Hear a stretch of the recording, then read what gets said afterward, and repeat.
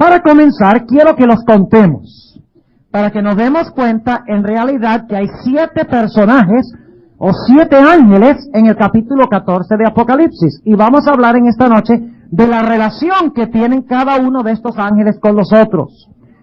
Apocalipsis 14 y el versículo 6 menciona el primer ángel. Dice, vi otro ángel volar por en medio del cielo, que tenía el evangelio eterno, y luego empieza a describir el mensaje del primer ángel, ¿correcto? Ahora, el mensaje del segundo ángel lo encontramos en el versículo 8. Dice, y otro ángel le siguió diciendo. Ven allí en el versículo 8 hay un segundo ángel. Y luego noten en el versículo 9 hay un tercer ángel. Dice, y el tercer ángel lo siguió diciendo en alta voz. Y luego el tercer ángel menciona su mensaje. Ahora, ¿dónde está el cuarto ángel? Es muy importante notar que el cuarto ángel de Apocalipsis 14 es el mismo cuarto ángel de Apocalipsis 18. Generalmente hemos brincado de Apocalipsis el capítulo 14 y hemos dicho que el capítulo 18, versículos 1 al 5, están relacionados con el mensaje del tercer ángel, o es el fuerte clamor del tercer ángel, o lo que se conoce como el mensaje del cuarto ángel.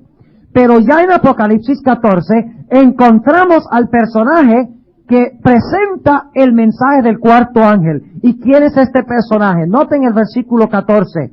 Y miré, y he aquí una nube blanca, y sobre la nube blanca uno sentado, semejante al Hijo del Hombre, que tenía en su cabeza una corona de oro, y en su mano una hoz aguda. El cuarto personaje en Apocalipsis es este personaje que se denomina Hijo del Hombre, que se encuentra sentado ¿dónde? Sobre una nube. ¿Y qué tiene en su mano? Una hoz aguda. Ahora hablemos del quinto ángel de Apocalipsis, el capítulo 14. Se encuentra en el versículo 15. Dice, en el versículo 15, y otro ángel salió del templo clamando en alta voz al que estaba sentado sobre la nube. ¿Cuántos ángeles llevamos hasta este punto? Llevamos 5 ángeles. Pero ahora notemos que hay un sexto ángel en el versículo 17. Dice, y salió otro ángel del templo, que está en el cielo, teniendo también una hoz aguda.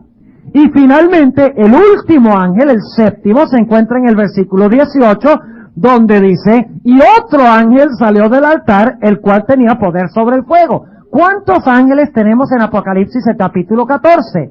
Tenemos 7 ángeles o mensajeros en el capítulo 14 de Apocalipsis. Ahora, indudablemente ustedes se están preguntando, bueno, ¿y qué función juegan todos esos ángeles? Hemos oído hablar de los primeros 3 y posiblemente aún el cuarto, pero ¿qué función ocupan los últimos 3 ángeles? En esta noche nosotros queremos estudiar detalladamente, hasta donde nos permita el tiempo, el capítulo 14 de Apocalipsis para encontrar cuál mensaje tiene cada uno de estos ángeles. Ahora, sin embargo, antes de entrar a estudiar los detalles de este capítulo, es necesario que entendamos algunas cosas introductorias. En primer lugar, los mensajes de los 3 ángeles, los 3 primeros ángeles, son consecutivos. ¿Qué fue lo que dije yo? Son consecutivos, lo cual significa que uno viene después del otro.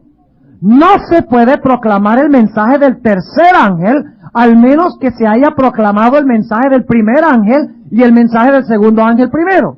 A veces nosotros los adventistas cometemos el error, cuando estamos en evangelismo, de querer darle a la gente el mensaje del sábado de una vez, al comienzo. Pero no podemos presentar el mensaje del tercer ángel, al menos que hayamos presentado el mensaje del primero y si haya aceptado el mensaje del segundo. Ahora yo les pregunto, si la gente no acepta el mensaje del primero, ¿va a aceptar el mensaje del segundo? Si la gente no acepta el mensaje del segundo, ¿va a aceptar el mensaje del tercero? Absolutamente no. Cada uno de los mensajes es consecutivo, viene después del otro. Uno prepara el camino para el otro, en otras palabras. Ahora, ¿cómo sabemos eso? Vamos otra vez al versículo 6. Y vi otro ángel volar por en medio del cielo, que tenía el evangelio eterno para predicarlo a los que moran en la tierra y a toda nación, tribu, lengua y pueblo. Ahí se habla del primer ángel. Ahora, noten lo que dice del segundo ángel. Versículo 8. Y otro ángel ¿qué? les siguió. O sea, ¿quién vino primero? Lógicamente el primer ángel.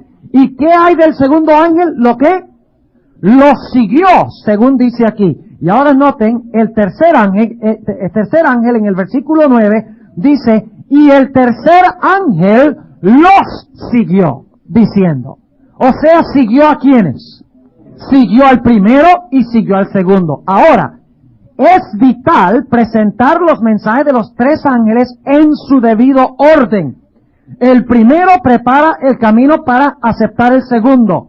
Y el segundo prepara el camino para aceptar el tercero. Y si no se acepta el primero, no se acepta el segundo. Y si no se acepta el segundo, es imposible aceptar el mensaje del tercer ángel.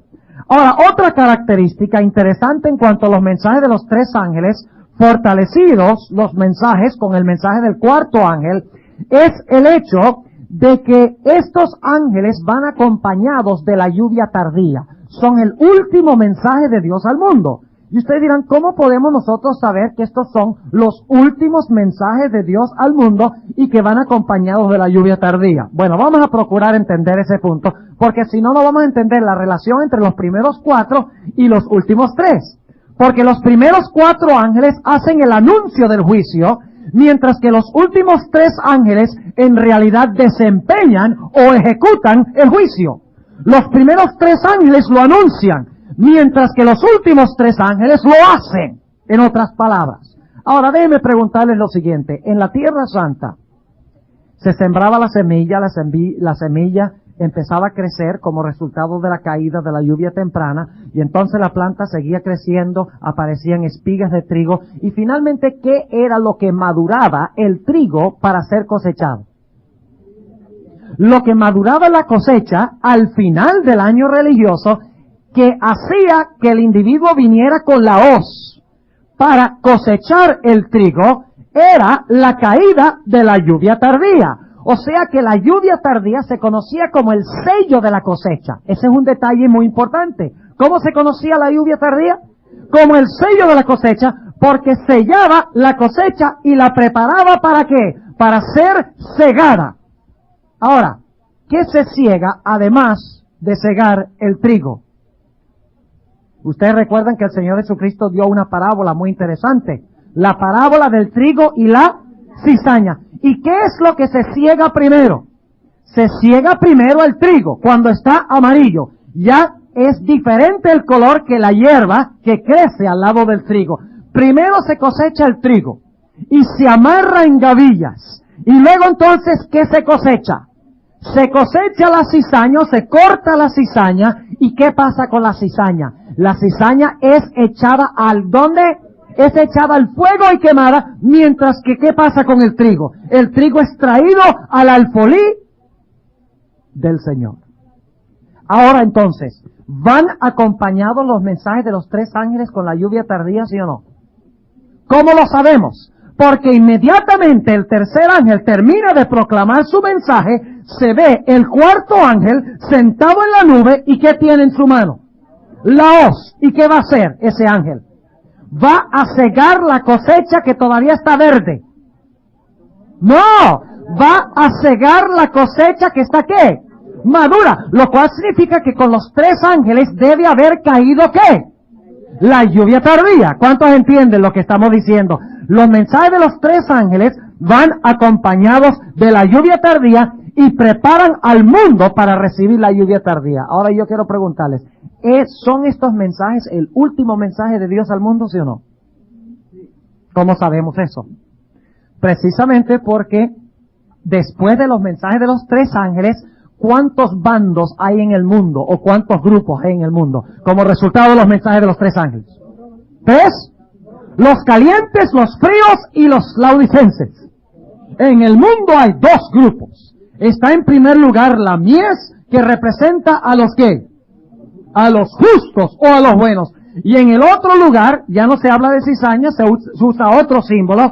En el otro lado están los impíos, que son representados por las... No, aquí no es por cizaña, en Mateo. Por las uvas maduras. O sea que en Apocalipsis 14 no se habla de trigo y cizaña, sino que se habla de mies y uvas. Pero es lo mismo que quiso decir Jesús. Sencillamente se usa una cosecha distinta. En el caso de la parábola del sembrador es el trigo y es la cizaña. En Apocalipsis es la mies, y no dice qué clase de mies específicamente, dice la mies, que son los buenos, y las uvas, que son ¿quiénes? Que constituyen los malos. Lo cual significa que los mensajes de los tres ángeles maduran al mundo para salvación o para perdición. Ahora yo quiero preguntarles entonces, ¿cuán importantes son los mensajes de los tres ángeles? ¿Cuál es el mensaje central de la iglesia adventista? ¿Cuántos de ustedes creen que estamos viviendo en los últimos días de la historia del mundo? ¿Creen eso? ¿Y qué deberíamos estar proclamando? ¿Cuál es el último mensaje? ¿Ustedes creen que la mayoría del mundo Dios quiere que sean uvas o que sean mies? Dios quiere que sean mies. ¿Y cómo van ellos a saber cómo llegar a ser mies y dejar de ser uvas? ¿Cómo lo van a saber? Lo van a saber porque de repente Dios les va a dar un sueño una noche. Bueno, es posible. Dios es bondadoso y a veces da sueños. Lo van a saber porque algún día, por casualidad, van a oír por televisión. ¿Cómo va a saber la mayoría de la gente del mundo cómo llegar a ser mies? Lo van a saber exclusivamente cuando nosotros, los adventistas del séptimo día, nos levantemos de calentar los asientos de la iglesia y salgamos allá para contarles los mensajes de los tres ángeles. Que es el mensaje final de Dios, que madura al mundo, madura a los buenos para que su carácter sea como el de Cristo. Y madura a los impíos para que sean plenamente como Satanás. Y cuando el mundo haya sido dividido en buenos, perfectamente buenos, y malos, perfectamente malos, entonces se cerrará la puerta de la gracia y el Señor Jesucristo vendrá en gloria para recoger la mies que ya ha sido atada en gavillas. Mis hermanos, nosotros tenemos un mensaje de vida o muerte para este mundo. El problema es que nosotros raras veces lo estamos proclamando, porque tal vez nos da temor presentar el mensaje, porque es un mensaje fuerte. No es complicado el libro de Apocalipsis, mis hermanos. El libro de Apocalipsis es sencillo. Lo que necesitamos hacer es estudiarlo, investigarlo. Déjenme preguntarles, ¿lo que hemos estudiado durante esta semana ha sido muy complicado? ¿Muy difícil de entender lo que hemos estudiado durante esta semana hasta este punto? Yo no creo que sea tan complicado. Yo creo que hemos tratado de hacer el mensaje lo más sencillo posible.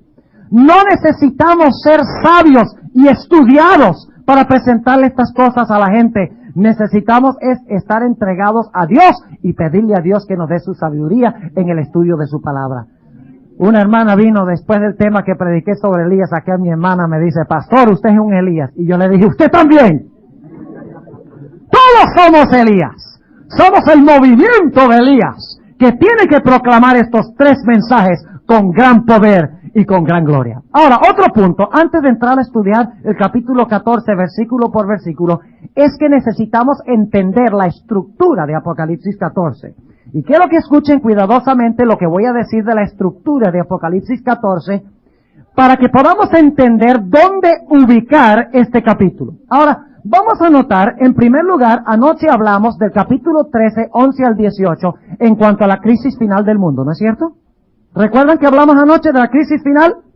Cuando la iglesia se va a unir con el Estado y va a imponer la observancia ¿de qué?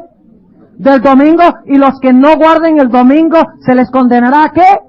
A muerte, pero aquellas personas no morirán, sino que serán preservadas por Dios como Elías, y finalmente se encontrarán ¿dónde? Victoriosos en el mar de vidrio, en el monte de Sión con Cristo. Ahora, vamos a notar eso en el capítulo 14 y el versículo 1. Quiero que noten cuidadosamente lo que estamos diciendo. En el 13, 11 al 18 se habla de la crisis final, ¿correcto? ¿Me están siguiendo lo que estoy diciendo? Lo que estudiamos anoche, el falso profeta, cuando llega a ser una imagen de la bestia, cuando impone el domingo. ¿Ha pasado eso todavía? ¿Se ha impuesto el domingo por ley? ¿Se ha dado un decreto de muerte contra los que no observen el domingo como día de reposo? No. Esa es la crisis, ¿qué? final. ¿Y qué pasará con los que pasen por la crisis final? ¿Se van a morir todos? No. Noten que después de la crisis de Apocalipsis 13, 11 al 18, noten dónde se encuentra el pueblo de Dios. 14:1. Y miré, y he aquí el Cordero estaba sobre el monte de Sión, y con él 144,000 que tenían el nombre de su Padre escrito en sus frentes. Ahora sigue diciendo, y oí una voz del cielo como ruido de muchas aguas, y como sonido de un gran trueno, y oí una voz de tañedores de arpas que tañían con sus arpas, y cantaban como un cántico nuevo delante del trono. ¿A dónde está ese grupo? Según Apocalipsis 14:1 en adelante. ¿A dónde se encuentra el grupo de los 144,000? En el monte de Sión, allá en Israel, en la tierra. No, dice en el versículo 3, y cantaban como un cántico nuevo delante del trono y delante de los 4 animales, que debe traducirse seres vivientes, y de los ancianos. Ahora, ¿dónde se encuentran los 4 seres vivientes? ¿Dónde se encuentran, según la Biblia, los 24 ancianos? Se encuentran en el cielo. Lean Apocalipsis 4 y 5. ¿A dónde está este grupo victorioso entonces? En Apocalipsis 14, en el cielo. ¿Cómo llegaron allá? Surge la pregunta. ¿Cómo llegaron ellos allá? Porque pasaron victoriosamente por los eventos que relata el capítulo 13, 11 al 18. ¿Están entendiendo lo que estamos diciendo? O sea, pasaron por la crisis final de la bestia, de su imagen, de su marca, de la unión de la iglesia del Estado, de la persecución, de ser condenados a muerte. Pasaron por todo eso. Y finalmente, cuando pasaron por eso, entonces llegaron a estar sobre el monte de Sión con el Cordero, en el cielo, salvos. ¿Entienden lo que estamos diciendo? Pero ahora surge una pregunta muy importante. El capítulo 14, versículo 1 al 5, habla de este grupo que se encuentra en el cielo. Pero la pregunta es esta. Si en el capítulo 14, 1 al 5, el grupo que sale victorioso, el grupo final, y no vamos a entrar a hablar de los 144,000, de tema para otra época, yo tengo un cassette sobre eso, si ustedes quieren adquirir el cassette, yo les voy a repartir una hoja con lista de cassettes que ustedes pueden conseguir durante esta semana. Hay uno sobre los 144,000. Yo personalmente he estudiado el asunto y creo que es un número simbólico. No son exactamente 144,000 personas. Son los que están vivos cuando Cristo venga, según el conflicto de los siglos, páginas 706 y 707. Los que pasan por el tiempo de angustia. Los que viven en el mundo sin un intercesor. Los que son trasladados de entre los vivos, dice la sierva de Dios, son los 144,000. Los que pasan la prueba de la bestia y de su imagen. Apocalipsis 13, 11 al 18. Esos son los 144,000. ¿Podríamos algunos de nosotros pertenecer a los 144,000? ¿Estamos viviendo los últimos días, sí o no? ¿Les gustaría pertenecer a ese grupo? ¡Gloria al Señor! La hermana White dice que debemos luchar con todo el poder que Dios nos ha dado para pertenecer al grupo de los 144,000. Pero ahora la pregunta es esta. ¿Cómo es posible que los 144,000 o los que salen victoriosos sobre la bestia, su imagen y su marca, estén en el cielo en Apocalipsis 14, 1 al 5, si ni siquiera se han proclamado los mensajes de los 3 ángeles que empiezan en el versículo 6? ¿Entienden lo que les estoy diciendo? O sea, que da la impresión de que se llega al cielo antes de que se proclamen los mensajes de los 3 ángeles. No sé si están entendiendo lo que estoy diciendo, porque se los presenta en los versículos 1 al 5 en el cielo. Y en el versículo 6 empiezan los mensajes de los 3 ángeles. Entonces da la impresión de que llegaron al cielo primero y luego se proclamaron los mensajes de los 3 ángeles. Pero no es así. Tenemos que recordar que el libro de Apocalipsis no está escrito en orden cronológico. No podemos empezar en Apocalipsis 1 y decir, a ver, yo voy a estudiar los eventos desde ahora hasta el fin del mundo. Y empezamos el capítulo 1 y el capítulo 2 va un poquito más adelante en la historia y el 3 un poquito más adelante y el 4 y el 5. No podemos estudiar el libro de Apocalipsis en orden cronológico. Porque el libro de Apocalipsis se encuentra estructurado a base de un principio donde se presenta el clímax o se presenta el apogeo o el resultado final y luego entonces el escritor regresa otra vez a relatar los eventos que llevaron a ese clímax, o que llevaron a ese apogeo, o que llevaron a ese resultado final. ¿Entienden lo que estamos diciendo? Los periodistas también hacen lo mismo. Si ustedes leen un artículo de un periodista, empieza diciendo, hoy hubo un accidente, se realizó en tal lugar, murieron tantas personas, en el primer párrafo. ¿Y luego qué procede a hacer? regresa nuevamente y empieza a relatar todas las cosas que sucedieron y luego finalmente concluye el artículo a donde comenzó el artículo. Así está estructurado Apocalipsis. Ahora, en Apocalipsis 14, 1 al 5, los santos se encuentran en el cielo. Pero surge la pregunta, ¿cómo llegaron ellos al cielo? ¿Cómo es que llegaron allá? La respuesta está en que ellos aceptaron los mensajes de los 3 ángeles. ¿Entienden lo que estoy diciendo?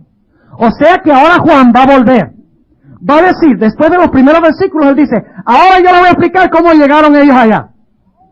Se proclamaron 3 mensajes. Y al concluir los 3 mensajes, vino un ángel poderoso para empezar la siega.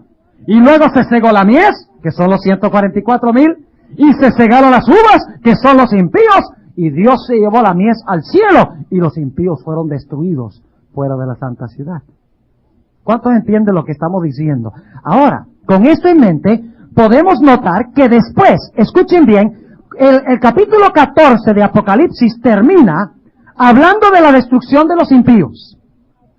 No sé si han notado eso, y lo vamos a estudiar rápidamente esta noche, el capítulo 14. Pero todos estos aspectos nos van a ayudar a ubicar el capítulo y poder estudiarlo de una forma más sabia. El versículo 19 y el versículo 20 habla de la destrucción de los impíos, después que han sido cegados. Noten lo que dice el versículo 19. Y el ángel echó su hoz aguda en la tierra y vendimió la viña de la tierra. ¿Y qué es lo que crece en viñas? Uvas, sí. Y vendimió la viña de la tierra y echó la uva en el grande lagar de la ira de Dios. Ahora, ¿cuál es el gran día de la ira de Dios? Según leímos anoche en Apocalipsis 6. Porque el día de su grande ira ha venido, ¿y quién podrá estar firme? ¿Cuál es el día de la grande ira de Jehová? La segunda venida de Cristo. Lo cual significa que este versículo, cuando dice que las uvas o los impíos son echados en el lagar de la ira de Dios, está hablando de la destrucción de ¿quiénes? De los impíos. Y luego dice el versículo 20, y vamos a interpretarlo en unos momentos, y el lagar fue hollado. ¿Qué es un lagar? Donde se echan las uvas. ¿Saben qué es un lagar? Un lagar es un lugar donde se echan las uvas. Y entonces entra gente allá a un lugar bien grande y empieza a pisar las uvas para sacarles el jugo. Y de las uvas chorrea jugo. Pero en el caso de los impíos, no chorrea jugo, sino que chorrea ¿qué? Sangre. Porque Dios ha venido en su segunda venida a destruir a los impíos. Pero ahora surge la pregunta, ¿dónde van a estar los santos cuando Cristo venga? Si los impíos son hollados o destruidos, si mueren en el lagar de la ira de Dios, ¿qué de los santos? Después que son proclamados los mensajes de los 3 ángeles, después que se ha hecho el juicio o la cosecha, ¿qué de los santos? ¿Qué pasa con ellos? Noten que el capítulo 15 empieza a donde empezó el capítulo 14. Aparece el mismo grupo otra vez. El capítulo 15 y el versículo 1.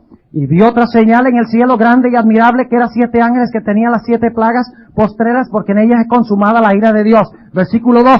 Y vi así como un mar de vidrio mezclado con fuego, y los que habían alcanzado ¿qué? En tiempo presente, pasado o futuro. ¿Qué tiempo está el verbo? Los que habían alcanzado. Pasado. Los que habían alcanzado la victoria sobre la bestia, y sobre su imagen, y sobre su señal, y sobre el número de su nombre, estar sobre el mar de vidrio teniendo las arpas de Dios. Y cantan el cántico de Moisés, siervo de Dios, y el cántico del Cordero, diciendo, grandes y maravillosas son tus obras, Señor Dios Todopoderoso. Justos y verdaderos son tus caminos, Rey de los santos. Ahora, mis hermanos, quiero preguntarles, ¿es este el mismo grupo que encontramos en la primera parte del capítulo 14? Es el mismo grupo. Ahora, ¿qué es lo que está haciendo Juan? Yo no sé si ustedes captaron lo que está haciendo Juan. En el capítulo 14, él empezó con el clímax, ¿no es cierto? Empezó con los santos, ¿dónde? En el cielo. Y luego entonces, en el resto del capítulo 14, él dice, ahora yo les quiero explicar cómo llegaron allá. Se proclamaron 3 mensajes. Ellos aceptaron los 3 mensajes.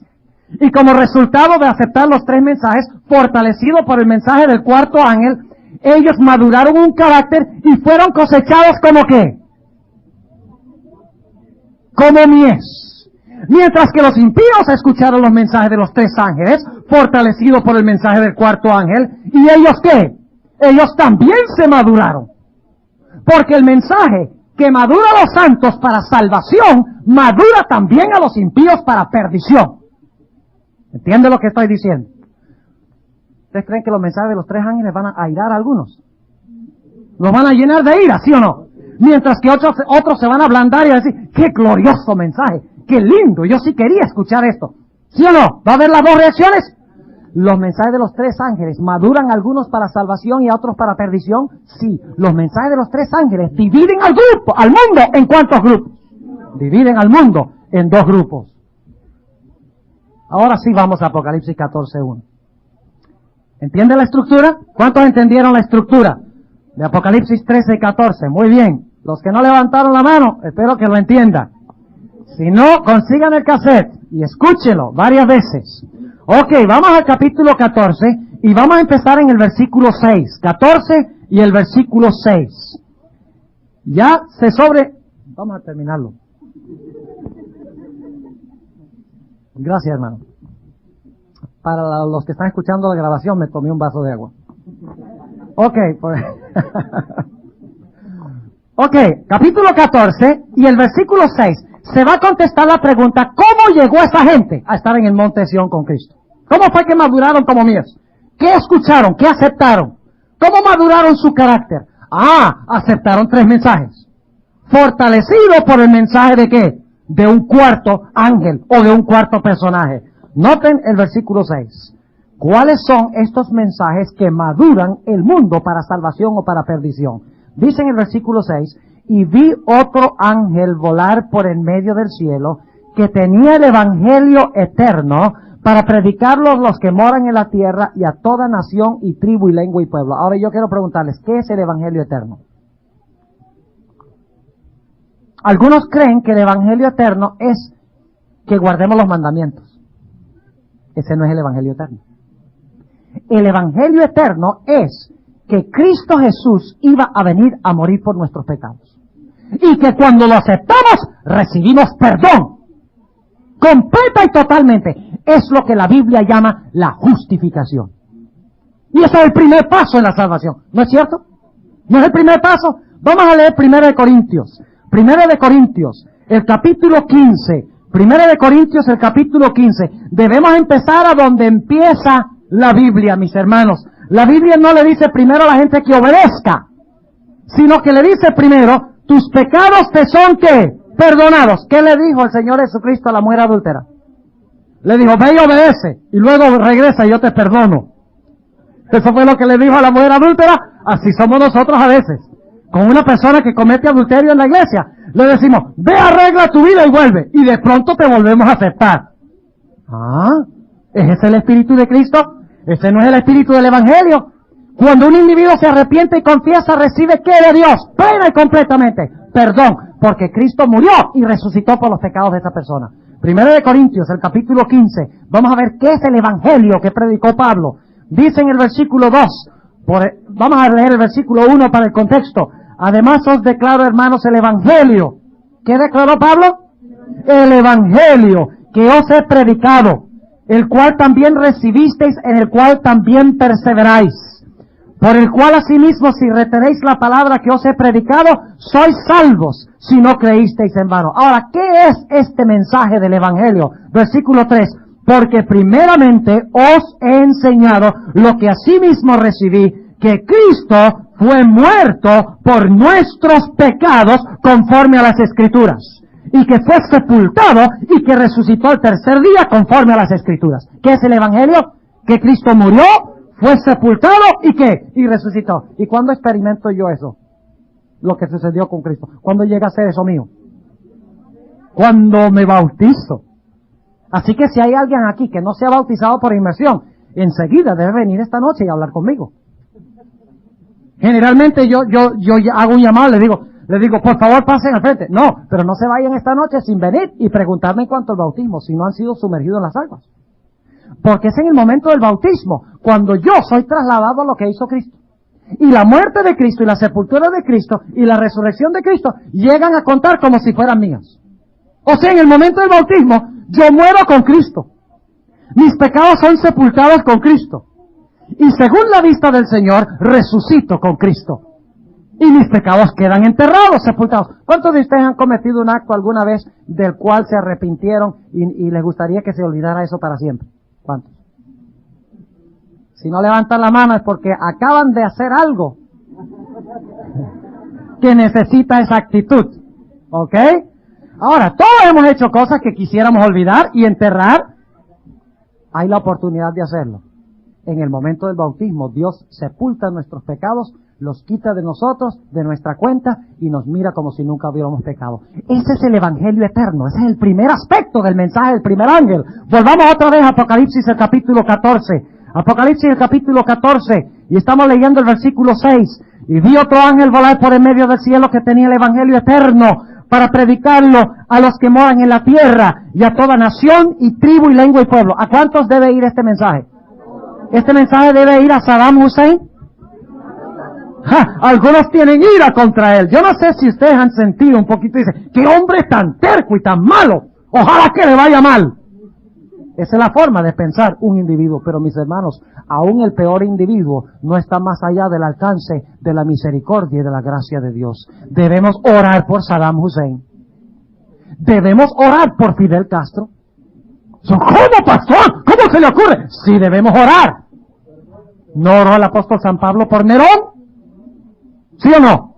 ¿No oró el apóstol Pablo por emperadores y por gobernadores que rechazaron su mensaje? Sí oró por ellos, porque nunca se rindió. Dijo, la gracia de Dios es tan poderosa que tal vez se puedan salvar. Qué grande la gracia de Dios, ¿verdad? Y el apóstol Pablo, que era un matón, era un Saddam Hussein, porque mataba a los judíos a diestra y a siniestra que se habían convertido a cristianos. Pues ese hombre que era tan malo fue alcanzado por la gracia de Dios y llegó a ser un discípulo, un campeón de la causa de Cristo Jesús. No hay lugar para odio en el corazón de un cristiano, para nadie, ni siquiera para Satanás. Yo a Satanás le tengo lástima. No oro por él porque él está más allá de la esperanza, pero le tengo lástima. Lean ustedes lo que va a pasar finalmente con Satanás. ¡Qué tragedia! ¡Qué tragedia! Un ángel hermoso, excelso, sabio, bello. ¡Qué desperdicio! Una criatura tan hermosa y que finalmente tenga que ser destruida por Dios. Eso debe infundir en nuestro corazón lástima. La destrucción de los impíos debe infundir en nuestro corazón lástima. Misericordia, sí, aunque se van a perder. ¿Ustedes recuerdan cuando Absalón murió? ¿Merecía morir Absalón? Claro que sí, porque él quería tomar el trono de David, y esa historia es simbólica de la gran controversia entre el bien y el mal. Quiso tomar el trono de David, hizo que David tuviera que huir de Jerusalén, desterrado completamente de Jerusalén. Y cuando Absalón murió, y David escuchó que Absalón, su hijo, había muerto, dijo, ¡ajá, bien hecho! ¡Bien hecho! Eso es lo que le tocaba. ¿Quién lo manda a tratar de agarrar mi trono? Bien hecho. Y ustedes que están allá, no prueben lo mismo porque les pasa igual. Eso fue lo que dijo David. Dice la Biblia que David con lágrimas en sus ojos dijo, oh Absalón, hijo mío, Absalón, ojalá que yo hubiera podido dar mi vida en lugar de la vida tuya. ¡Qué tremendo espíritu! Ese es el espíritu de Cristo. Eso es lo que pasa cuando nosotros nos bautizamos. Nuestros pecados son sepultados en las profundidades del mar y no son vistos más por Dios. Pero ahora yo quiero preguntarles, ¿el perdón es lo único que Dios quiere hacer con nosotros? Yo he visto mucha gente perdonada que se porta como el diablo en su vida práctica. Y ustedes dirán, ¿cómo así, pastor? Ajá, el Señor Jesucristo relató una experiencia muy interesante. La historia de los dos deudores. ¿Recuerdan? El primer deudor debía una cantidad inmensa a un gobernante. Y él no podía pagar. Y por lo tanto vino a ese gobernante, le debía 600 talentos. Era como deberle una provincia de Roma. Cantidad que no podía pagar. Y el amo le dijo, échenlo a la cárcel hasta que pague. Y este hombre se arrodilló y dijo, por favor, perdóname que yo te lo pago. Ten misericordia de mí. Oye, y el amo dijo, bueno, voy a tener misericordia de este hombre. Ha tocado mi corazón. Ve, ese amo representa a Dios. Y le dijo, está bien, no solamente no te voy a mandar a la cárcel, sino que no tienes que pagármelo. Perdonado. ¿Ustedes creen que ese hombre se fue feliz? ¿Fue perdonado, sí o no? Claro, fue dando saltos de gozo y de alegría. Pero este perdonado salió y empezó a hacer lo que haría el diablo. Porque por allá encontró a un individuo que le debía un poquito. Le debía 5 pesos, $5. ¿Ve? Una deuda que se puede pagar. Y dice que lo agarró por el cuello, lo dice la Biblia, en Mateo 18. Y empezó a sacudirle, dice, págame lo que me debes. Y este hombre también hizo lo mismo. Dijo, ay, ten misericordia de mí, que yo te lo pago. Y dijo, nada, si no me lo pagas allá, para el calabozo. Y allá fue a parar al calabozo el hombre. Y cuando el amo escuchó que este individuo, su vida no estaba en armonía con el perdón que había recibido, cuando vio que su vida no había sido transformada para amar a otros como él había sido amado, entonces el amo oyó y dijo, ahora tú vas a parar en la cárcel hasta que pagues todo lo que debes. Mis hermanos, el mensaje del primer ángel no solamente dice que debemos recibir el evangelio eterno, sino que dice que debemos vivir vidas distintas en armonía con la voluntad de Dios. La justificación debe llevar siempre a la ¿qué? A la santidad, a la santificación. Y ustedes dicen, ¿dónde está la santificación? En Apocalipsis 14. Sigamos leyendo el versículo 7. Diciendo en alta voz, temed a Dios y dadle honra. O dadle gloria, como dicen algunas versiones. ¿Qué dice temed a Dios y darle qué? Gloria. Ahora, ¿qué es temer a Dios y darle gloria? Vamos a Eclesiastés, el capítulo 12. Eclesiastés, el capítulo 12 y el versículo 13, ¿ve? Algunos tienen la chispa adelantada, muy bueno. Eclesiastés, el capítulo 12 y el versículo 13, dice el sabio Salomón lo siguiente, el fin de todo el discurso oído es este, teme a Dios y guarda sus mandamientos. Ahora noten, ¿qué se predica primero, los mandamientos o el evangelio? El evangelio primero. ¿Cómo puede una persona que no ha sido perdonada vivir una vida semejante a la de Cristo? Si empieza ya con 2 strikes en contra, para los que saben de béisbol. ¿Verdad? Cristo le da 3 strikes. Le da una ventaja desde el comienzo, ¿no es cierto? Y luego lo coloca a donde el individuo puede vivir una vida santa. Ahora dice, teme a Dios y guarda sus mandamientos. ¿Qué dice en Apocalipsis 14? Temed a Dios y darle ¿qué? Gloria. ¿Qué es temer a Dios y darle gloria, según Eclesiastés? Es temer a Dios y guardar sus mandamientos. Al aceptar el perdón de Cristo, inmediatamente vamos a querer hacer ¿qué? Vamos a querer glorificar a Dios guardando sus mandamientos, que se conoce como la santificación. Ahora ustedes dirán, ¿cómo sabemos eso? Bueno, vamos a leer San Juan el capítulo 15 y el versículo 8. San Juan el capítulo 15 y el versículo 8, y aquí está hablando el Señor Jesucristo. San Juan 15 y el versículo 8, la famosa parábola de la vid y de los pámpanos, dice Cristo lo siguiente, en esto es glorificado mi Padre, temed a Dios y darle ¿qué? Honra o gloria. Pero ¿cómo glorificamos a Dios? ¿Cómo le damos gloria a Dios? Dice el versículo 8, en esto es glorificado mi Padre, en que llevéis poquito fruto. ¿Están despiertos? Dice, en que llevéis mucho fruto y seáis así mis discípulos. ¿Qué es lo que distingue a un discípulo de Cristo? ¿Produce qué? ¿Qué clase de fruto? ¿Mango verde? ¿Guayaba llena de gusanos? No. Que llevéis mucho fruto. ¿Cómo glorificamos a Dios? Llevando fruto, guardando sus mandamientos. Ahora, ¿qué es el fruto? Ustedes conocen el pasaje de Gálatas 5. El fruto del Espíritu es... Vamos a leerlo. Gálatas, el capítulo 5. Gálatas, el capítulo 5. Oh, mis hermanos. El fruto del Espíritu es una vida en armonía con la ley. ¿No es cierto? Una vida donde la ley está escrita en el corazón y la gente automáticamente hace lo que Dios quiere que se haga. De nada vale guardar los mandamientos externamente. Hay muchos adventistas que pretenden guardar los mandamientos que son toscos y duros y malos con la gente. Cuando viene una persona a la iglesia, medio vestida así, raro, o tal vez con unos zarcillos, una joven que viene con las uñas pintadas, que es adventista, la gente empieza a decir, mire, vino con las uñas pintadas. Y la marginan.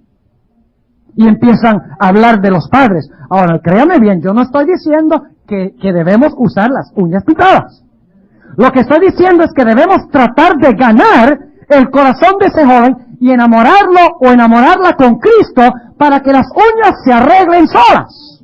De nada vale forzar a Cristo a los jóvenes. Primero que conozcan a Cristo y luego van a vivir en armonía con la voluntad de Dios automáticamente porque va a fluir del corazón. El fruto del Espíritu no se impone, sino que brota de un corazón que ha sido perdonado y transformado por el poder del Espíritu Santo. Dice en Gálatas 5 y el versículo 22, mas el fruto del Espíritu es caridad, o es decir, amor, gozo. Óigame, yo he visto muchos cristianos que dicen, yo guardo el sábado. Guarda el sábado, o si no vas a recibir la marca de la bestia. ¿Cuánto gozo hay en la vida de ese cristiano? No hay gozo, mis hermanos. No hay amor. Pero el fruto del Espíritu es vivir en armonía con la ley por amor a Cristo. Ese es el fruto que produce el Espíritu Santo. El Espíritu Santo escribe la ley en las tablas del corazón. Dice, el fruto del Espíritu es amor, gozo, paz, tolerancia, benignidad, bondad, fe, mansedumbre, templanza. Contra tales cosas no hay ley. ¿Por qué contra tales cosas no hay ley? Porque el que las vive está en armonía con la ley. ¿Cuántos de ustedes conocen una ley que prohíbe la paz? ¿Cuántos de ustedes conocen una ley que prohíbe el amor? ¿Cuántos de ustedes conocen una ley que prohíba la temperancia? Pues no hay. O sea que los que tienen el Espíritu y producen el fruto, o la armonía con la ley, espontánea y naturalmente, no hay ninguna ley que los condene. Para ellos es como si no existiera la ley externa, porque tienen la ley ¿dónde? Porque tienen la ley en el corazón. Y eso se conoce como producir fruto, como guardar los mandamientos, como temer a Dios, se conoce como la santificación. Y ustedes dirán, ¿cómo sabemos que se llama santificación? Romanos, el capítulo 6. Romanos, yo no sé si ustedes están viendo el método que estamos usando en esta noche, ¿se están dando cuenta del método? Es tan importante el método como la información.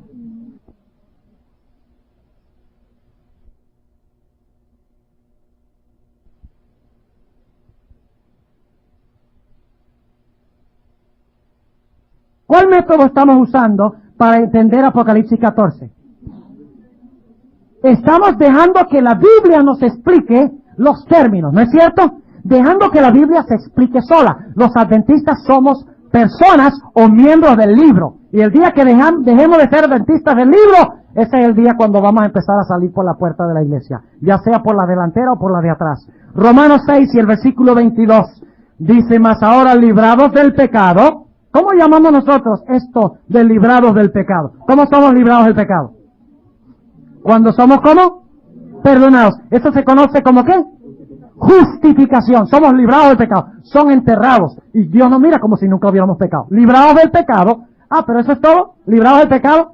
Gracias, Señor, por librarme. Ahora yo sigo viviendo igual como antes. No. Dice, mas ahora librados del pecado y hechos siervos a Dios. Ah. O sea, dejamos de ser siervos de Satanás y llegamos a ser siervos ¿de quién? De Cristo. ¿Qué es la característica principal de un siervo?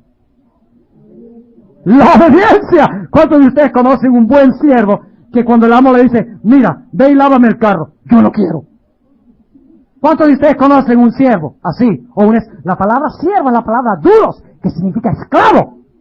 Mas habiendo sido librados del pecado, que era el amo antes, y hechos siervos ahora de Cristo, un nuevo amo, tenéis por vuestro ¿qué?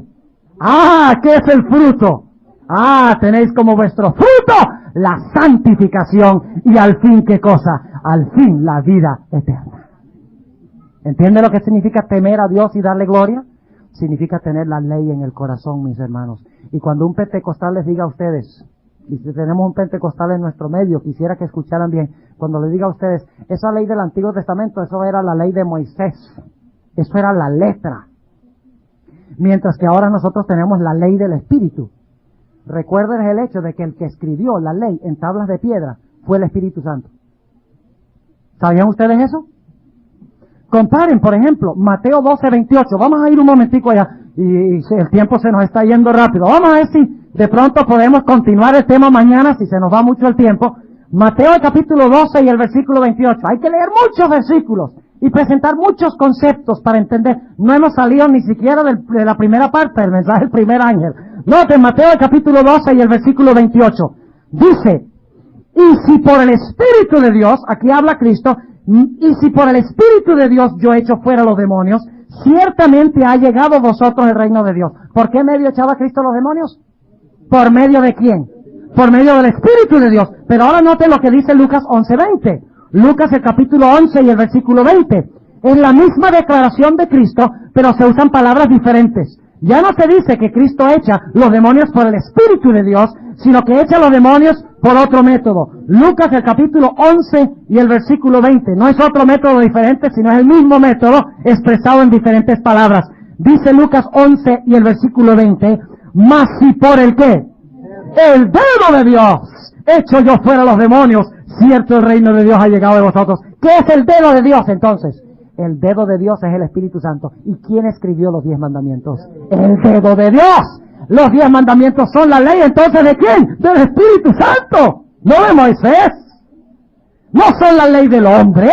Es la ley del Espíritu Santo grabado en tablas. Lo único es que el Espíritu Santo quiere tomar esa ley que está escrita en tablas de piedra y con su dedo quiere escribirlas en el corazón. Porque Él no quiere obediencia obligada del hombre. Él no quiere decirle, a ver, obedece esos mandamientos, haz lo que yo te digo. Él quiere que por amor los mandamientos estén allí y hagamos automáticamente lo que le es agradable a Él. Y hagamos también lo que no es agradable para nosotros. Hay ciertas cosas, por ejemplo, que yo hago para ayudar a mi esposa. Yo amo a mi esposa, mucho. Y hay ciertas cosas que yo hago por ella que a mí no me gusta hacer, pero las hago porque la amo. Como por ejemplo limpiar los baños el jueves. Y cocinarle al almuerzo de vez en cuando. Hay ciertas, bueno, a mí me gusta cocinar, pero hay ciertas cosas. Aspirar la casa el viernes en la tarde. Yo no puedo decir que uno de mis pasatiempos favoritos es aspirar la casa y limpiar los baños. Pero yo hago algunas tareas desagradables porque la amo. ¿Hay ciertas tareas que debemos hacer para Dios que son medio desagradables? Claro que sí, salir cuando está 20 bajo cero y pararnos en una esquina a recolectar. ¿Correcto? Ahora, ¿por qué una persona? Una persona debe estar loca porque se para en una esquina 20 bajo cero a recolectar, mi hermana. ¿Está loco, cierto? No. Ama a Cristo. Y ningún sacrificio es demasiado grande para obedecer a Cristo cuando lo que, cuando lo amamos. Exactamente. Volvamos a Apocalipsis 14. Óigame, estamos bien atrasados. Vamos a Apocalipsis 14 y el versículo 7, diciendo en alta voz, temed a Dios y darle gloria. Ahora, ¿por qué debemos temer a Dios y darle gloria? ¿Por qué debemos guardar sus mandamientos? ¿Por qué debemos tener la ley en el corazón? ¿Por qué debemos producir fruto? ¿Por qué debemos vivir vidas santas? Oh, dice aquí que debemos hacer esto porque la hora de su juicio, ¿qué? Es venida. Note que no dice que vendrá. Dice, ha llegado. ¿Qué decía Eclesiastés? Teme a Dios y guarda sus mandamientos, porque Dios traerá toda obra a juicio. ¿En qué tiempo está el juicio en Eclesiastés? Futuro. Teme a Dios, guarda sus mandamientos, porque Dios, porque esto es el todo del hombre, porque Dios traerá toda obra a juicio. Pero en Apocalipsis dice lo mismo en otras palabras, teme a Dios y darle gloria, porque la hora de su juicio ha llegado. ¿Y qué es lo que va a examinar Cristo en el juicio? ¿Nuestra profesión o nuestras obras? ¿Nuestros frutos o nuestras raíces? Va a examinar si somos justificados o si estamos santificados. Si estamos santificados. Si nuestra vida está en armonía con el patrón o con el modelo de la vida de Cristo. Y obviamente para tener eso tenemos que estar justificados. No estamos reduciendo la importancia de la justificación. La justificación es central y vital, mis hermanos. Pero es imposible ser santificado sin ser justificado. Y es imposible ser justificado sin producir el fruto de la santificación. Cristo no dijo, por sus hojas los conoceréis. Cristo dijo, por sus frutos los conoceréis. Por frutos de santidad por una vida en armonía con la ley y con la voluntad de Dios, los conoceréis. ¿Por qué es que debemos entonces producir fruto? Producir una vida santificada por su poder, por estar enamorados con Él. ¿Por qué razón? Porque en el juicio que ha llegado se va a examinar nuestra profesión y se va a ver si nuestras obras y nuestros frutos están en armonía con lo que nosotros profesamos. ¿Qué sucedería si mi nombre pasara por delante del juicio de Dios hoy? ¿Encontraría a Cristo que he venido a la iglesia para sentarme los 15 años que llevo de adventista? ¿Encontraría a Cristo a un individuo que lleva 25 años en la iglesia, que nunca ha dado un estudio bíblico? ¿Encontraría a Cristo que el fruto de mi vida es mirar y juzgar a otras personas en vez de poner mi vida en armonía con el carácter inmaculado y perfecto de Cristo Jesús? ¿Qué encontraría Cristo si mis obras o mis frutos fueran examinados en el juicio hoy? Mis hermanos, el mensaje del primer ángel es: confiesa tus pecados y pide que Dios te los perdone. Bautízate primero. Y si ya te bautizaste, pide un nuevo bautismo espiritual. Pide a Dios que te perdone y luego pídele a Cristo que entre a tu corazón, que viva la ley en tu vida, que produzca su fruto en tu vida, que produzca santidad en tu vida. Eso es lo que dice Cristo. Y eso es lo que Cristo quiere en el mensaje del primer ángel. Y es porque el juicio ha llegado. Ahora vayamos otra vez aquí a Apocalipsis, el capítulo 14 y el versículo 7, diciendo en alta voz: teme a Dios y darle gloria, porque, dice porque, en el juicio se van a examinar nuestros frutos o nuestras obras, no la profesión. ¿Va a encontrar Cristo en el juicio que muchos que profesaron su nombre, sus frutos, contradijeron su profesión? ¿Sí o no? Claro que sí. ¿Es posible que el nombre de uno sea borrado del libro de la vida? Claro que sí. Apocalipsis 3:5 lo dice. Es posible que el nombre de un individuo que una vez fue grabado en el libro de la vida sea borrado porque sus frutos contradicen el derecho que pretenden tener de encontrarse en ese libro. Sigue diciendo en el versículo 7: y adorad a aquel que ha hecho el cielo y la tierra y el mar y las fuentes de las aguas. ¿Qué Dios es ese? ¿A cuál Dios debemos adorar? Al Creador. Ahora déjenme preguntarle esto: ¿por qué debemos adorar a Dios? Porque Él es nuestro ¿qué? Nuestro Creador, pero además de ser nuestro Creador, ¿es nuestro qué? Nuestro recreador o redentor. ¿Saben ustedes que la sierva de Dios dice que toma tanto poder recrear a un pecador a imagen de Cristo como la creación original del hombre en el huerto del Edén?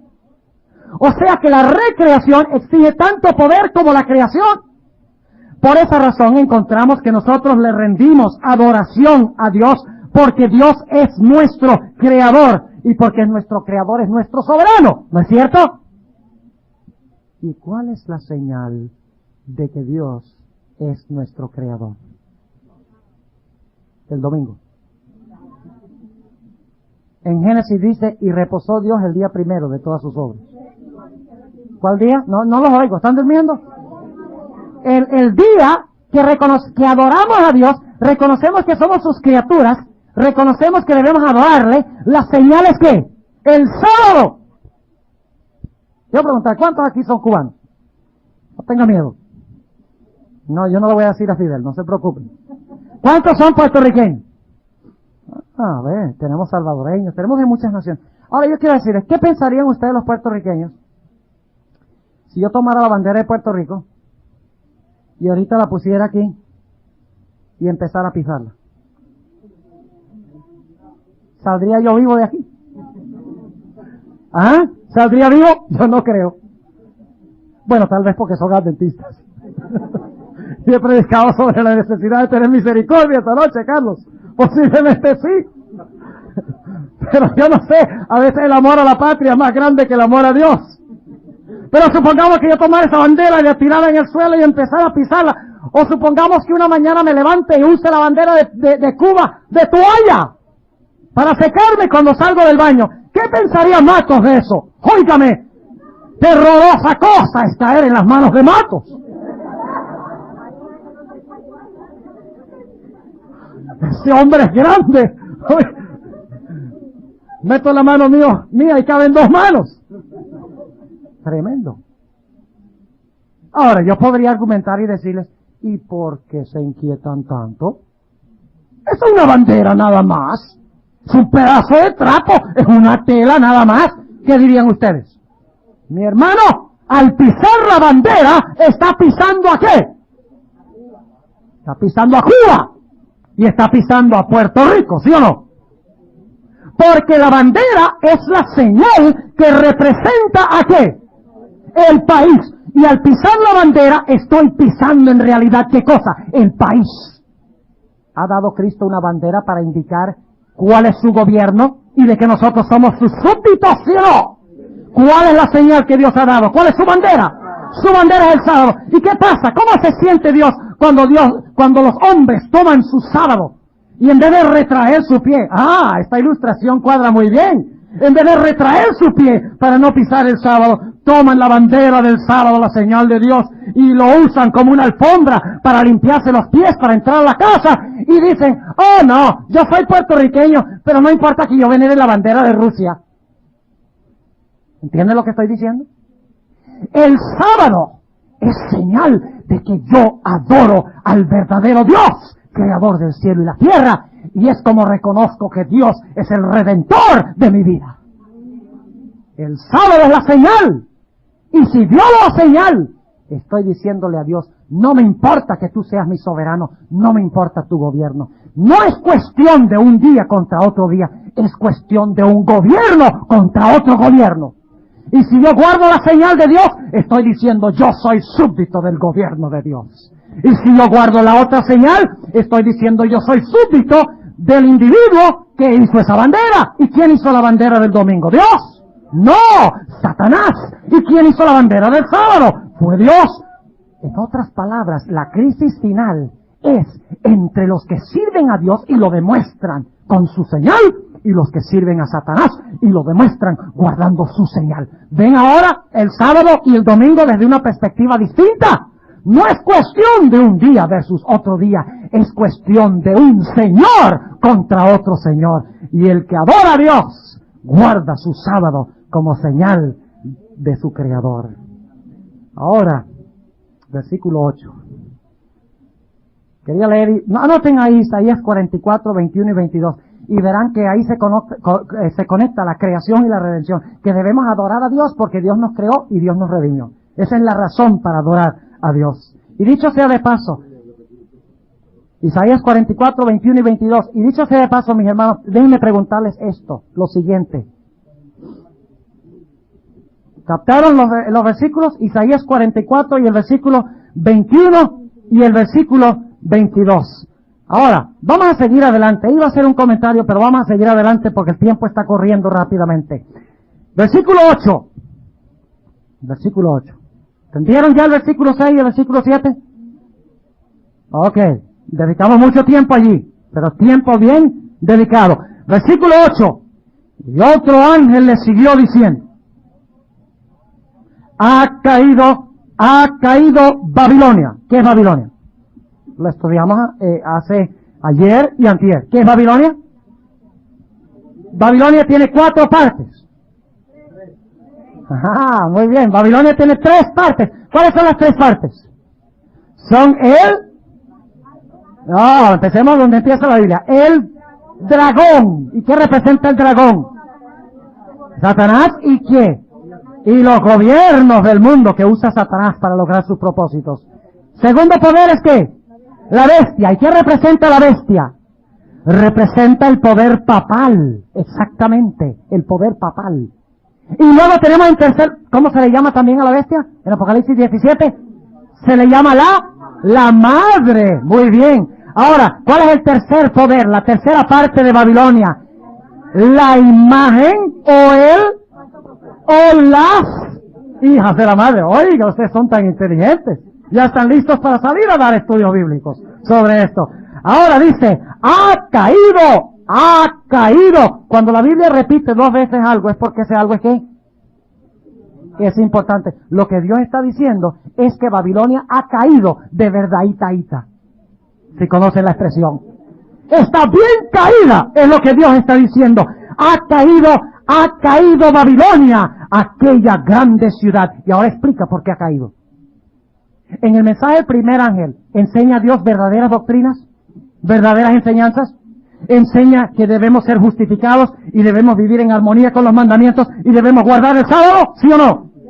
Pero Babilonia, en vez de dar vino puro, el vino puro en la Biblia representa sana doctrina. Mateo 9:17, que no vamos a leer. El Señor Jesucristo dijo, nadie pone vino nuevo en odres viejos. Lo que quiso decir es que nadie pone doctrinas nuevas, yo no pongo mis doctrinas nuevas, dice Cristo, dentro del marco de las tradiciones de los fariseos y de los judíos.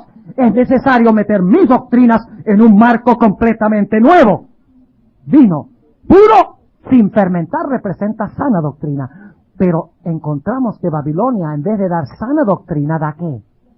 Falsa doctrina. Porque dice en el versículo 8, porque ella, ¿cómo? No dice él, Babilonia, ¿es masculino o es femenino? Bueno, perdonen las mujeres. No tengo nada contra ustedes, pero el libro de Apocalipsis habla de la ramera y de las hijas femeninas. No es nada personal. Ah, el dragón, no podía faltar, muy bien. Ok, va un paso adelante la hermana. Ok, dice, no está lejos, sí. Ha caído Babilonia, aquella grande ciudad, porque ella ha dado a beber a todas las naciones ¿del qué? Del vino, del furor de su fornicación. Oh, necesitamos media hora para eso. Vamos a explicarlo. ¿Por qué ha caído Babilonia? Porque ella ha dado a todas las naciones ¿qué? Vino. Un jugo de uva, Welch's. ¿Ah? ¿Le ha dado Welch's? Jugo de uva de esos que tomamos en la Santa Cena. ¿Esa clase de vino? Porque dice que es un vino que causa ¿qué? El vino ¿qué causa el vino? Furor. ¿Cuántos de ustedes habían visto un borrachito que le da furor cuando está borracho? ¿No es esa una de las grandes características? No todos los borrachos son violentos, pero muchos borrachos son violentos. Porque no pueden pensar ¿qué? Claramente. Babilonia le ha dado vino. La sierva de Dios en Testimonios para los Ministros, página 58, dice que el vino de Babilonia son sus falsas enseñanzas, enseñanzas tales como la santidad del domingo, la tal santidad del domingo, la inmortalidad del alma, que el infierno arde para siempre, y doctrinas semejantes a estas, dice la sierva de Dios, constituyen el vino de Babilonia. Y cuando Babilonia da su vino a las gentes, ¿qué causa en medio de las gentes? Bueno, no causa fornicación. ¿Causa qué? Furor. ¿Furor contra quiénes? Contra los que no quieren ¿qué? Beber el vino. ¿Cuántos de ustedes han oído el caso de un borrachito que está tomándose unos tragos? Yo he tenido la experiencia porque comportaba a veces en los bares. Eso es bueno, los borrachos, eso le vende uno fácil. Créame. Bueno, uno dice, si se lo vende uno borracho, de pronto cuando está sobrio lo lee y aprende algo y se salva, ¿verdad? Y a veces entraba uno a presentarle los libros y enseguida el borrachito, ¿qué le ofrecía? Un trago, claro, usted sabe cómo es. Algunos pasaron por esa etapa. Yo he sido adventista toda mi vida, pero yo me daba cuenta cuando entraba ahí al bar que le ofrecían a uno un trago. Y algunos de ellos, a veces cuando uno le decía, no, yo no tomo, se ponían ¿qué? Se ponían bravos. Y le tocaba a uno salir volando de ahí del bar, antes de que se pusiera demasiado bravo. Eso es lo que quiere decir esto.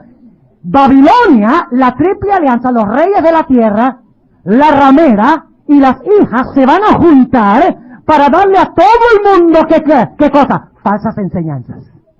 Para que la gente bebiendo sus falsas enseñanzas se llenen de ¿qué? De ira contra ¿quiénes? Contra los hijos de Dios que no están dispuestos de fornicar como fornica ella. Ahora, ¿qué significa esto de fornicación? Lo hablamos anoche. Significa, ahora, ¿con quién debe estar casada la iglesia? Debe estar casada la iglesia con Cristo, ¿correcto? Con Cristo. Y solamente con Cristo. Pero ¿qué pasa cuando la iglesia dice, no, Cristo no puede lograr la conversión de la gente? yo necesito es que el Estado nos eche una ayudadita para que nos llene la iglesia. ¿Ve? Porque es que nosotros, los domingos se nos está quedando vacía la iglesia. Y está vacía porque hay muchas atracciones en el mundo. Están abiertas las tiendas, ¿ve? Están abiertos los parques de diversión, están abriendo todas estas cosas. Entonces viene la iglesia y en vez de predicar a Cristo para que la gente venga y escuche el mensaje, vaya a la legislatura y dice, mira, estamos teniendo problemas en llenar la iglesia porque todo está abierto por allá afuera. Pongo una ley para que cierren todo eso, para que la gente venga a la iglesia. Eso es lo que dice la sierva de Dios que va a suceder. La iglesia, en vez de unirse a Cristo para convencer al mundo, va a unirse la iglesia con el Estado para que el Estado obligue a la gente a ser religiosa. ¿Puede usted obligar a una persona a ser religiosa? ¿La han probado con sus hijos, algunos? ¿Tratado de obligar a sus hijos a ser religiosos? Es una batalla, cuesta arriba, porque Dios no quiere que obliguemos. Dios es un Dios de persuasión. Dios no es un Dios de coerción. Ahora, si no se acepta el mensaje del primer ángel, ¿saldrá la gente de Babilonia? ¿Qué dice el primer ángel? Dice, guárdalos. ¿Guarda él? Guarda el sábado. Pero si la gente no acepta ese mensaje de guardar los mandamientos y guardar el sábado, ¿va a salir de Babilonia o se va a quedar ahí? Se va a quedar, porque Babilonia guarda los mandamientos. No. ¿Babilonia guarda el sábado? Claro que no. Si no aceptan el primero, ¿no aceptan qué? El segundo mensaje tampoco. Y ese es el problema. Mucha gente queda en la cerca. ¿Recuerdan los días de Elías, mis hermanos? En los días de Elías, el mensaje de Elías por mucho tiempo no tuvo casi efecto. Muy pocos respondieron al mensaje. Fue necesario que el mensaje se diera nuevamente con un fuerte clamor en el Monte Carmelo y luego la gente respondió cuando cayó el poder del Espíritu Santo del cielo. ¿Recuerdan eso?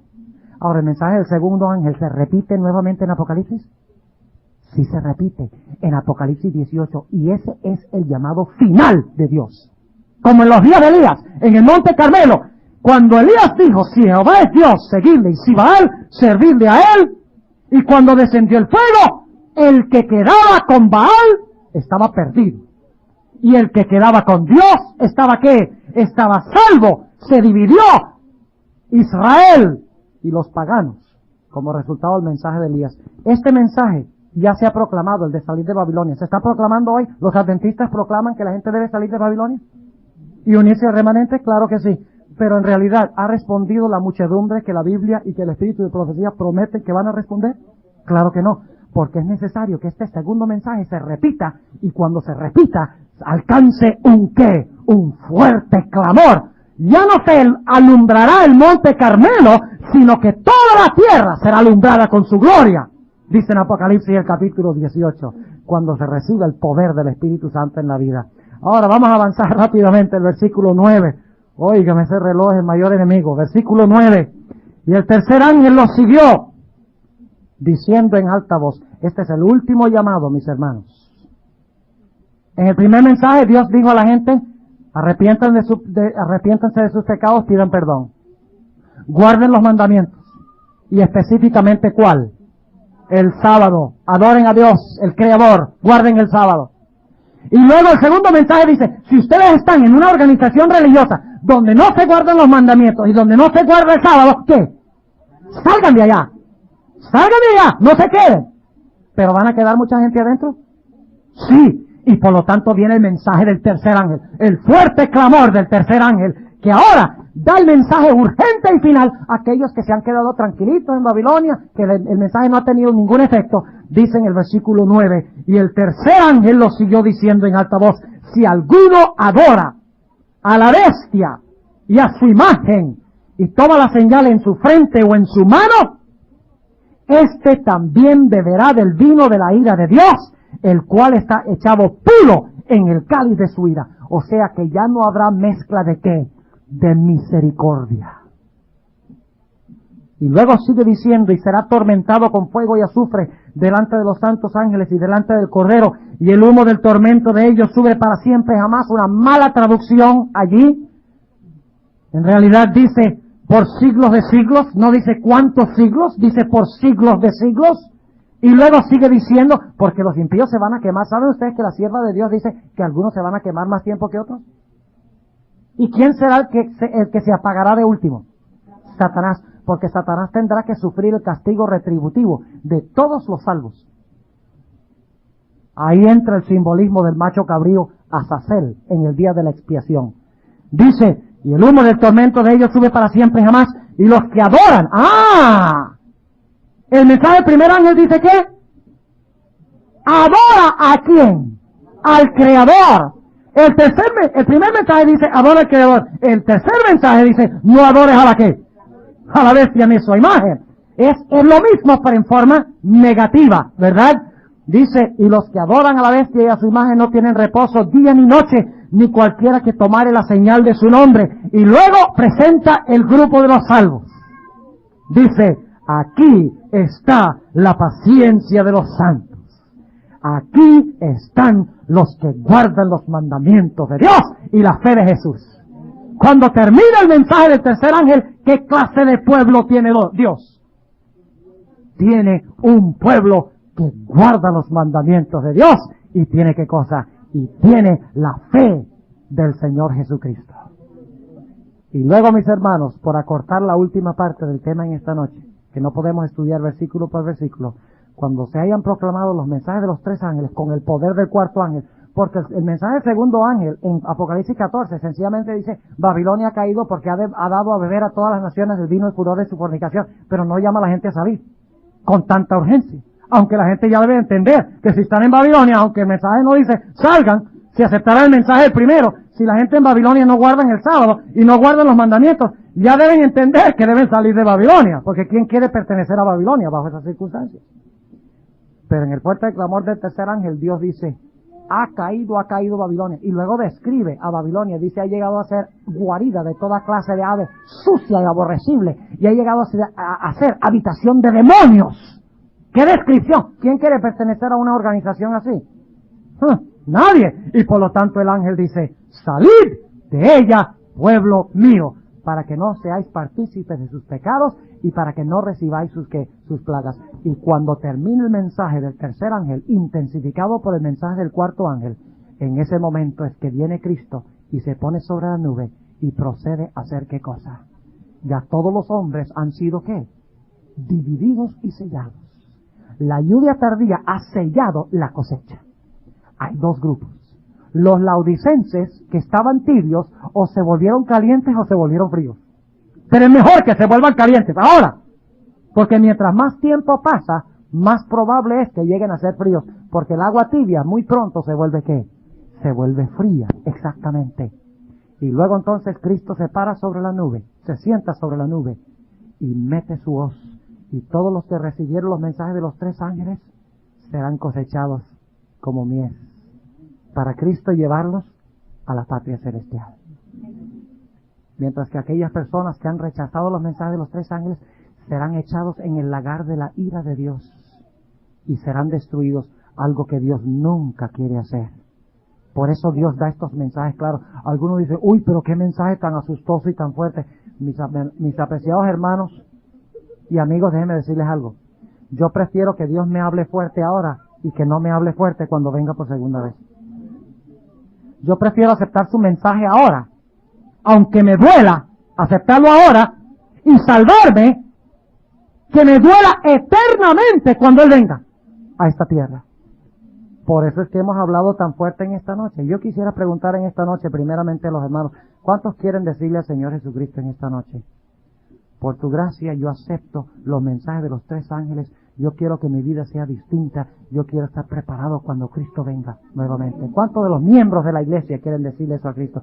Ahora estoy hablando con las personas que no son miembros bautizados de la iglesia adventista del séptimo día. Esta noche Dios ha hablado a sus corazones.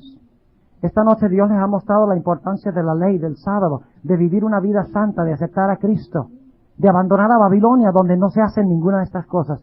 ¿Hay alguna persona que no es miembro de la iglesia adventista en esta noche que quiere decirle al Señor Jesucristo, yo quiero en esta noche tomar mi decisión por Cristo, yo quiero estar también entre ese grupo de los redimidos, entregándome completamente al Señor Jesús? ¿Hay alguno en esta noche que quiere decirle? Quiero pedirles que se coloquen de pie, por favor, estas personas. Quiero orar por ustedes. No desaprovechen esta oportunidad.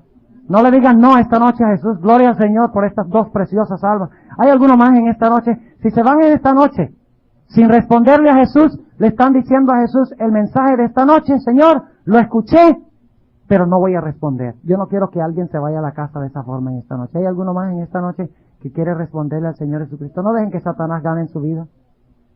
Satanás está luchando aquí por los corazones en esta noche. ¿Hay alguno más? Tenemos 2 almas preciosas y yo voy a orar por estas 2 almas, pero quiero orar por algún otro en esta noche. ¿Hay alguno más que quiere colocarse de pie con valentía y decirle a Jesús: yo te voy a seguir? No se preocupen por los pecados. Gloria al Señor. El Señor le bendiga.